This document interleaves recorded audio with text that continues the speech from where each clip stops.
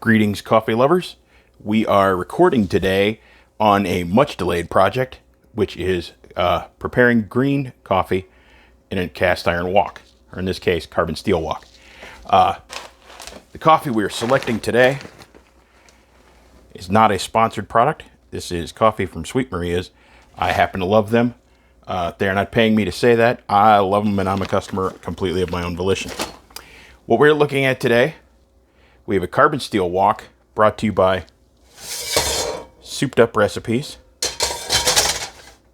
I love this wok. It heats quickly and efficiently.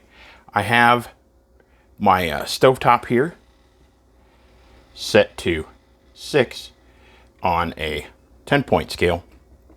So just over medium heat. And what we're going to do is let that come up to temperature. And once it's up to temperature, I'm going to back that temp down to about 5 and go in with my coffee. And we're doing this in real time. There will be no edits or anything. You're going to get to watch how long it takes to roast that coffee. And then we've got our rig over here, stainless steel bowl with a stainless steel rack in the center so that we can pull the coffee off and dechaff that and everything after it's roasted. So, giving it another 30 seconds or so here. Again, that coffee was from Sweet Maria's. This is a Brazilian dry process, and it gives roast notes here for flavor and texture and that kind of thing, and suggests a city plus to full city. We're probably going to go full city plus. Somewhere right in there. That is where I generally prefer my coffee, so that's what we're going to roast to. So, let's go ahead and get started. We're going in. We have a half pound here of beans. All right. And I'm going to take a wire whisk, and you will forgive the noise, but again, we're doing this in real time, no edits, so that you can see the process and understand what goes on. And it does make noise. I happen to think it's kind of musical and light.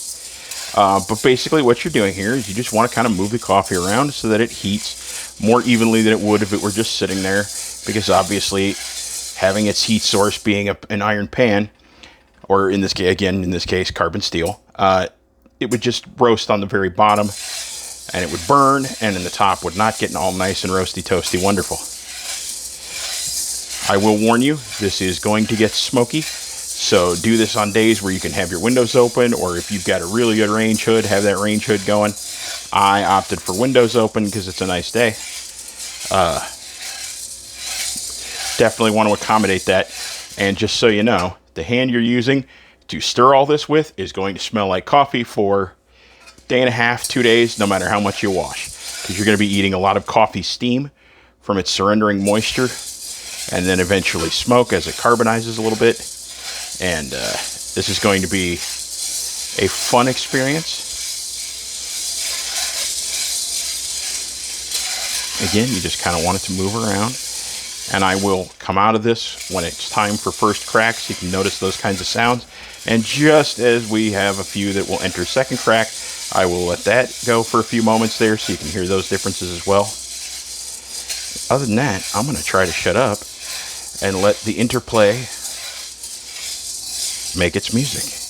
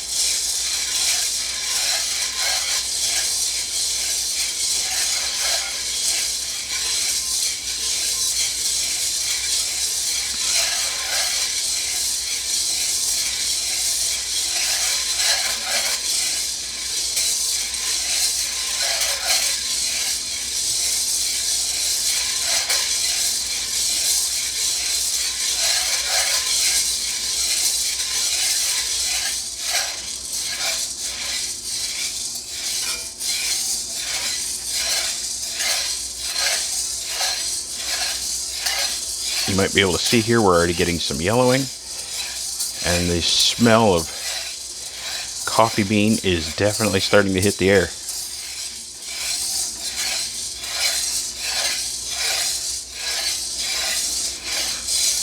At this stage, it smells sort of like dry grass if you were to throw that on a pit fire at night or something.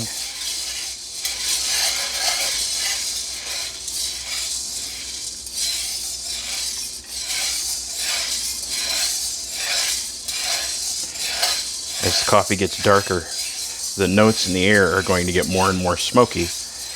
I happen to like that, but I am one coffee obsessed weirdo in a house full of people who do not super appreciate that. Again, that is why I rely on windows open, roast coffee on days where I can get very good ventilation. Because my family is not the most enjoying of this process. They tolerate it, they don't love it.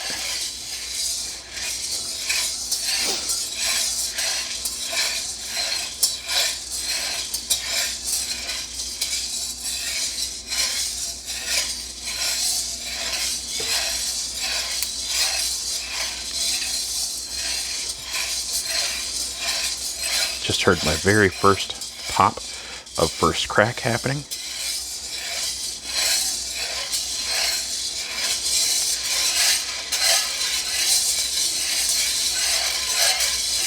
And again, as you can see, we're getting a lot more yellowing and even some browning at this point. We're moving along quickly.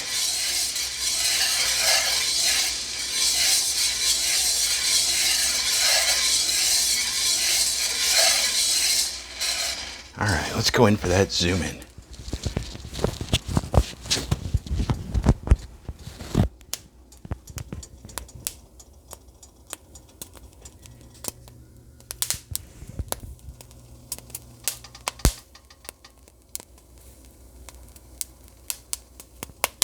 All right, that's the sounds of your coffee beginning to, the water's expanding in it. It's popping the surface and cracking it as it's escaping, creating steam.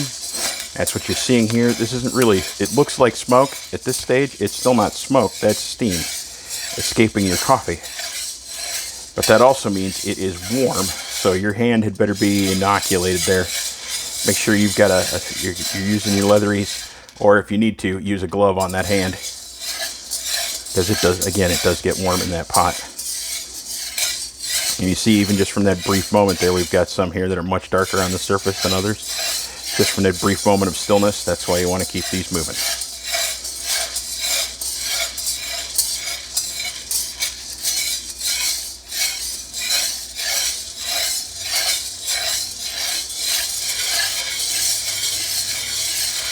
And as you can see here, we're also loosening some chaff. That is the very outer husk of the coffee bean. And it's just popping off as this bean itself is expanding from the steam escaping. Totally fine. That's what it's supposed to do. There is a cleaning step involved after you finish roasting coffee, where you are going to have to eliminate that chaff. How you do that is kind of up to you. I may do a future video on how to try to keep that a semi-clean process, but I will say it is scuzzy because this chaff is very, very light. And it gets everywhere.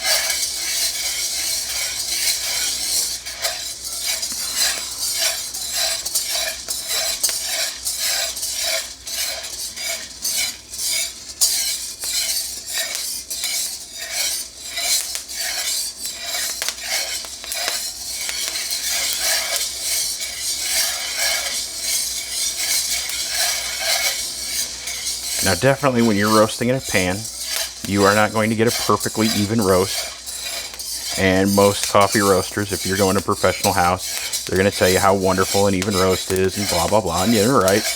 That is the way to get the best, most consistent cup of coffee.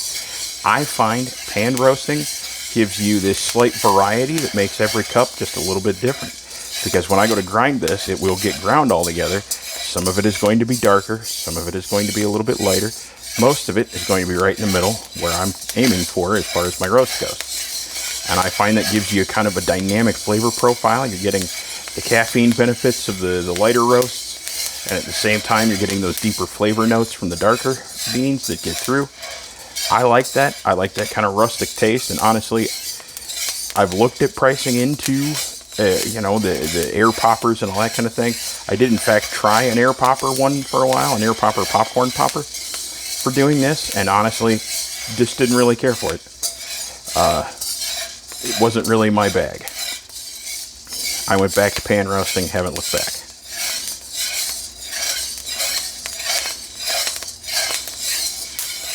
All right, we're getting pretty close to done here.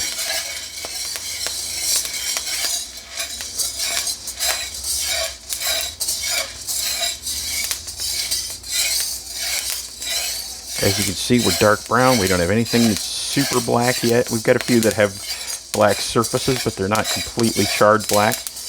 And you notice that unlike a lot of your commercially bought coffees, there's that oily residue on the surface not present here. These look quite dry on their own. I'm not taking that to a dark enough roast to force the oil to the surface. I want those oils in my cup of coffee, not on the surface of the bean getting charred off on the pan.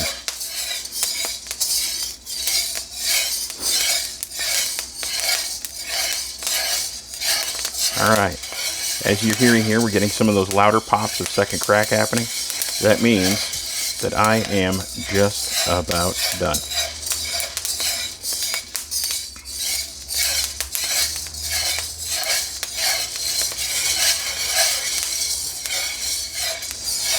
All right, I think we're gonna call it a day. Set this aside, turn my heat way down so I can go clean my pan. Taking this off, pouring directly into my finished bucket, and we're going to move that on to the kitchen sink and do some cleaning. Thank you very much for watching. Hope you enjoyed this and found it informative.